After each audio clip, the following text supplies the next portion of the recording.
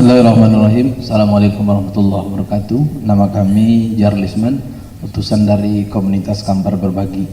Yang kami tanyakan yang pertama tentang halaman yang 9, barang siapa yang sholat berjamaah 40 hari, apakah ada riwayat lain 40 kali sholat atau 40 hari berjamaah yang dihindarkan dari penyakit nifak.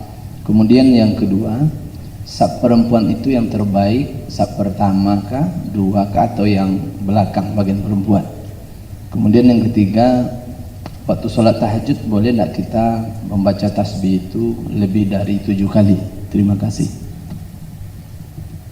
Baik, terima kasih Ustadz Jarlis. Pertama, riwayat yang mengatakan man shalla lillah arba'ina sholatan, 40 sholat, hadisnya dhaif, tapi boleh dipakai untuk fadhail amal. Itulah yang diamalkan selama di Madinah orang pergi haji. Kenapa 8 hari di Madinah? Karena 8 kali 5 untuk mengambil 40. Kenapa Ustadz ambil yang hadis ini 40 hari? Karena kalau saya ambil hadis dhaif, orang akan menyerang saya. Itu pintu celah. Jangankan saya, ulama-ulama besar penulis fadhail a'mal Zakaria Kandahlawi pun diserang gara-gara memuat hadis dhaif. Tapi hadis tentang 40 kali sholat ada. Itulah dasar orang melaksanakan arba'in di Madinah. Tapi hadisnya dhaif. Dan hadis dhaif boleh dipakai kalau cukup 5 syarat. Bukan dalam masalah akidah, bukan dalam masalah halal haram, tidak ada periwayatnya yang kadzab pendusta, masih bernaung di bawah hadis sahih, dan untuk fadhail a'mal boleh, silakan yang 40 kali sholat, sedangkan ini 40 hari. Lalu kemudian tentang masalah di waktu tahajud kita buat tasbih itu lebih dari 7.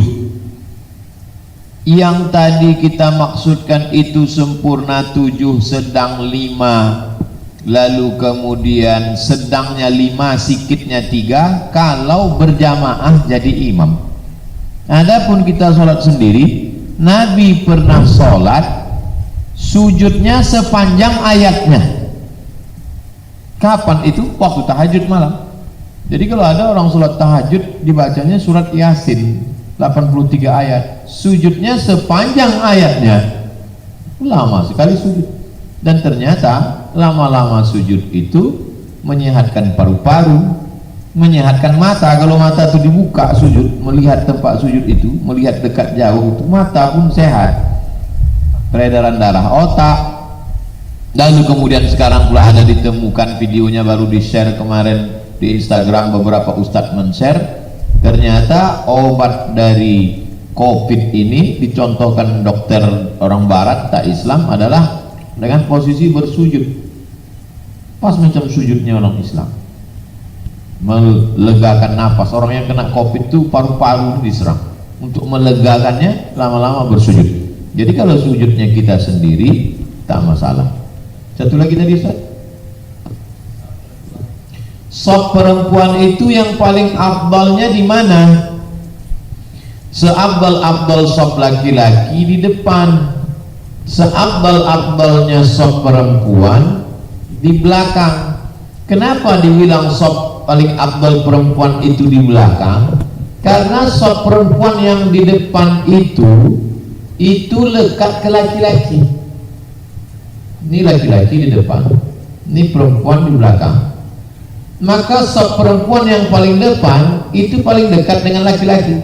Itulah makanya disebut shaf perempuan yang paling bagus yang paling belakang, karena yang paling belakang inilah yang paling jauh dengan laki-laki. Pada kondisi masjid itu tidak pakai satir, tidak pakai hijab. Makanya masjid-masjid di Pekanbaru pakai dinding. Jadi hadis itu ada konteksnya. Ketika laki-laki di depan, misalnya kita membuat sholat berjamaah di rumah perasaan arisan, laki-laki di depan, perempuan di belakang. Yang shaf paling baik yang paling belakang, karena dialah yang paling jauh dari laki-laki, paling jauh dari fitnah. Itu maksudnya, bukan secara umum. Adapun masjid yang pakai dinding beton perempuan diletakkan di samping atau perempuan di belakang tapi pakai tirai, maka tetap berlaku sop yang paling baik, yang paling depan, karena dia yang paling dekat ke arah kiblat. Begitu memahami hadis sebaik-baik sop perempuan yang paling belakang. Sebab ilatnya itu karena dia yang lebih jauh dari laki-laki. Perempuan makin jauh dari laki-laki makin baik. Begitu, makin jauh dari ikhtilat campur aduk makin baik. Wallahu a'lam.